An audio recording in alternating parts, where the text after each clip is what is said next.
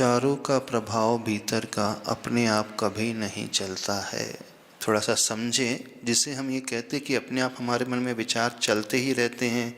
Over thinking वाले, दिन का दिवा स्वप्न देख रहे हैं, हम ये करेंगे वो करेंगे, अथवा टेंशन वाले, चिंता वाले, ये अपने आप कभी नहीं होते। तो फिर कैसे होते? पर लगता तो है कि बिना करे अपने आप ही हो रहा है, अपने आप ही विचार आ रहे हैं। वे विचार जिसे हम कहते कि अपने आप पैदा हो रहे हैं, वो हमारे संस्कार के कारण पैदा हो रहे हैं। संस्कार वो हमारी आदत के कारण पैदा हो रहे हैं।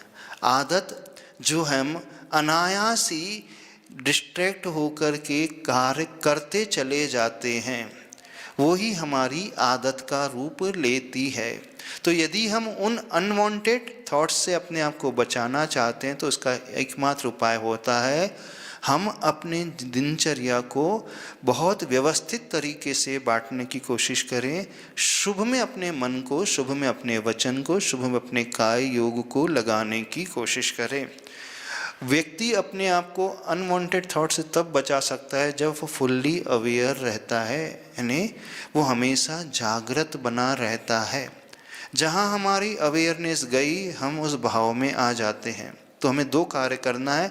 एक तो शुभ में अपनी प्रवृत्ति बढ़ाने की कोशिश करना है। जितने हम शुभ में प्रवृत्ति बढ़ाएंगे तो शुभ में प्रवृत्ति से फिर हमारे अवचेतन मन में वो अबुद्धिपूर्वक शुभ होने लगेगा। फिर वही हमारी आदत बन जाएगी, वही हमारा फिर स्वभाव बन जाएगा, फिर वही हमारी प्रकृति बनते चले जाएगी।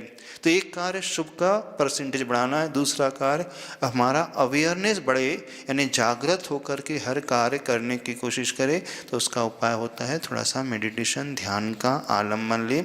और जो भी कार्य कर रहे हैं अपने पांचों ही इंद्रियों को प्रयोग में लाते हुए अवेयरनेस के माध्यम से करेंगे तो हम अपने आप को इनसे बचा पाएंगे। तीसरा उपाय बता रहे हैं, यदि हम विचारों से बहुत ज़्यादा इधर उधर बह जाते हैं तो सेल्फ पनिशमेंट की आदत डालना शुरू करें, स्वयं को सजा देना शुरू करें।